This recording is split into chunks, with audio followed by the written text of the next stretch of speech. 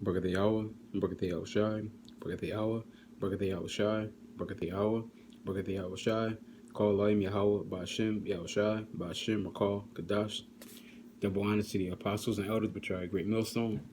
Peace and blessing to the sincere Akim, pushing his truth and sincerity, and through his putting videos of throughout the week, defeated sheep. This is McQuad from the Trump and VA camp, and I'm going to get right into it. I'm going to play this real quick. That we could also get sick, and that adds a really different level, I think, of anxiety to this particular event. Some hospitals even making their own protective shields from trips to Home Depot, others reusing protective masks. Virus can accumulate on those masks. Taking them off, putting them back on is of concern, and knowing exactly how to disinfect those masks is also concerning. Tonight, the government reports 7% of those tested were positive, though as testing ramps up, the numbers will also move higher. We will see the number of people diagnosed dramatically increase over the next 4 to 5 days. But across the country, long lines for a test or no test at all. South Dakota is temporarily delayed. So they said it's going up by 7% since they started testing. Now, I skipped over it in the video already, but in the beginning of the video, you hear the people saying, and you can hear Trump talking about this as well, that they're not testing the people who are not showing symptoms. Now, if you look at some of the basketball players who've been tested positive for the virus, they're not showing symptoms. Okay, so for them not to test people who are not showing symptoms are silly, because you don't need to show symptoms to be infected. So a person who's infected and not showing symptoms can pass it on to a person who is going to get infected and going to show symptoms. So it's just silly, and they're not going to be able to stop this. At an Atlanta area test site, our team kept 6 feet distance when Cynthia Eunice approached to say she had been turned away. It's been very frightening. With the symptoms, I don't even go to the hospital no more. I just lay in the bed and put up with the shortness of breath. The Red Cross also issuing an urgent appeal for blood. It's short 100,000 units. We're creating a very, very safe environment for people to donate. We're sanitizing the beds after each donation. We have gloves. We're taking people's temperatures as they present at the drive. Also tonight, the government is allowing doctors to cross state lines to practice. So they just said, as they're taking blood, they're making sure that they're checking temperatures, because one of the things is you can check the temperature to see if the person is sick. Now, as I just said, and how they even said it themselves, some people can be infected and not show any symptoms. So you don't got to be sick or have a fever or anything like that to actually be infected. So they could potentially be giving blood, an infected person, to another infected person. I ain't no doctor, but I'm pretty sure that'll make things worse.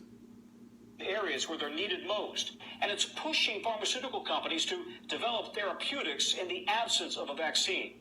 Lester? Hats off to those medical workers. Tom, thank you. Health authorities trying to... So I'm going to go over here.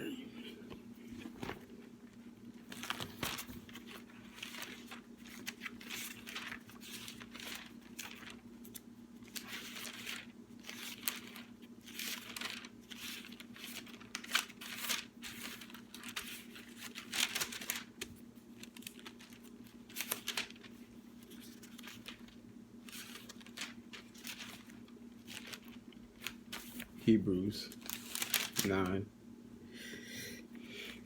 and 28, it says, "So Mashiach was once offered to bear the sins of many, and unto them that look for him shall he appear the second time without sin unto salvation."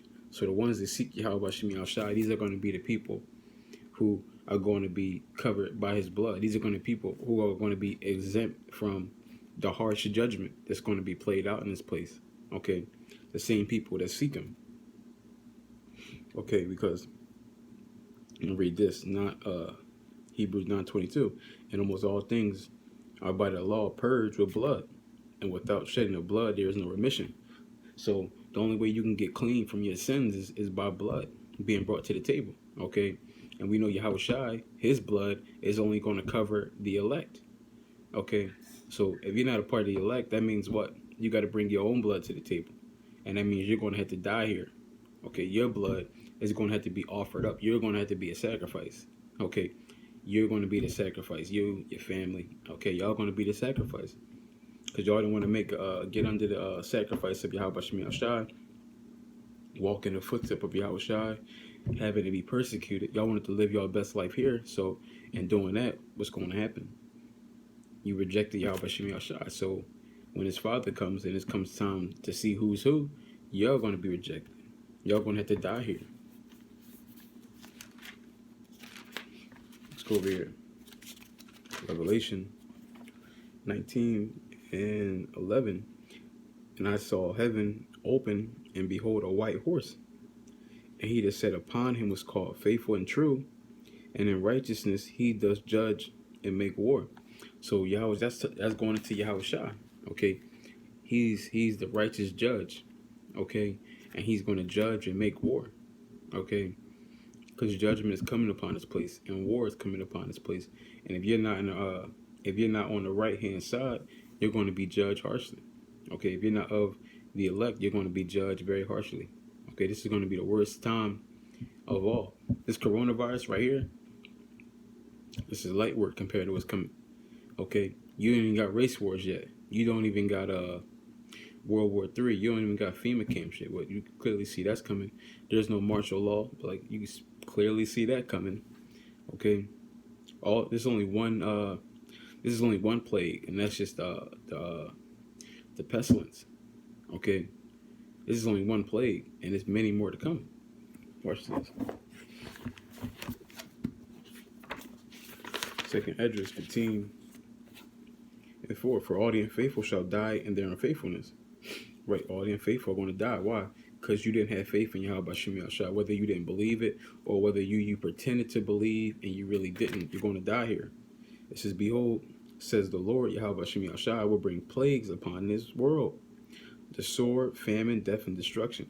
So all these plagues have not even come yet. And this place is already falling. This place is already going down. And all these things are not even here yet. Okay. Back over here, Revelation 19:11. It says, his eyes were a flame of fire, and on his head were many crowns, and he had a name written that no man knew but himself. And he was clothed with a vesture dipped in blood, and his name is called the Word of Yahweh. And Yahweh Shai, he is the Word of Yahweh. Okay, and his vesture is going to be dipped in blood. Why? All the bloodshed is going to become upon this place. All the killing is going to have to be done.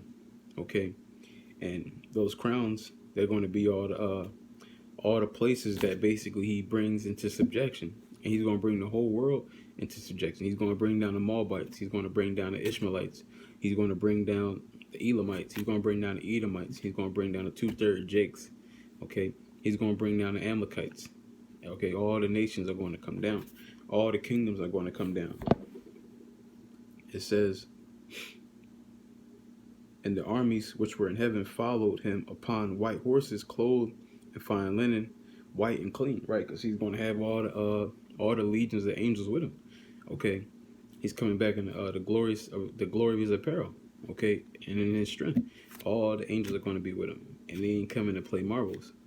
Okay, it says, and out of his mouth goeth a sharp sword, that with it he should smite the nations. He shall rule them with a rod of iron, and he treadeth the winepress of the fierceness and wrath of the almighty power.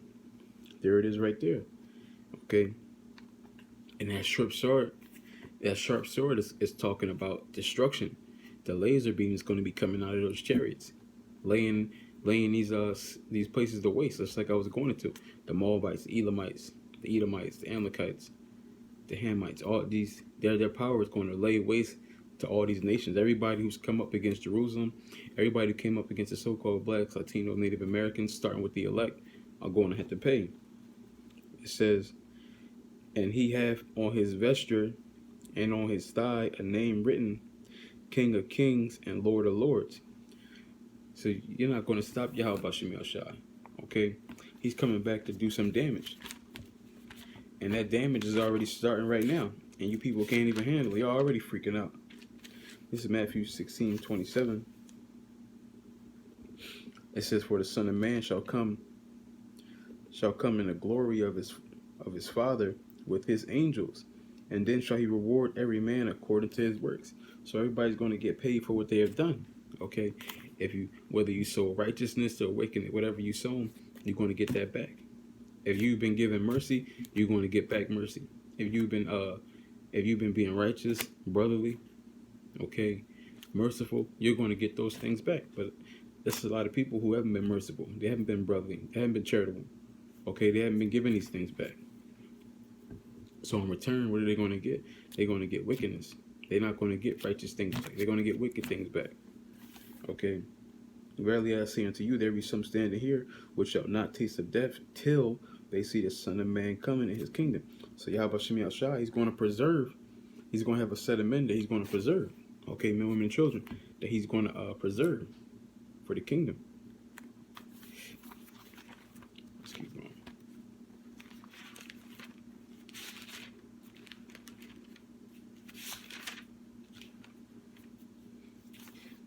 It's 1 John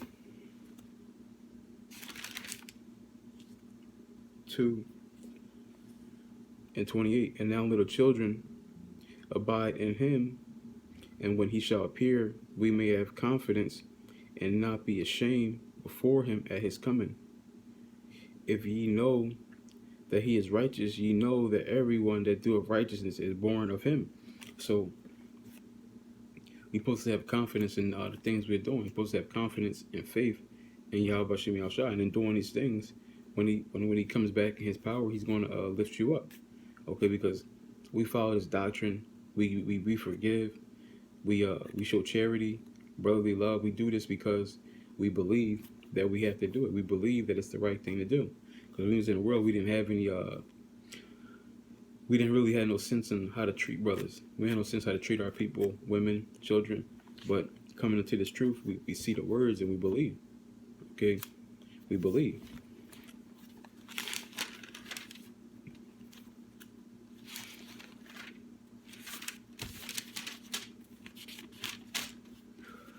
This is Acts.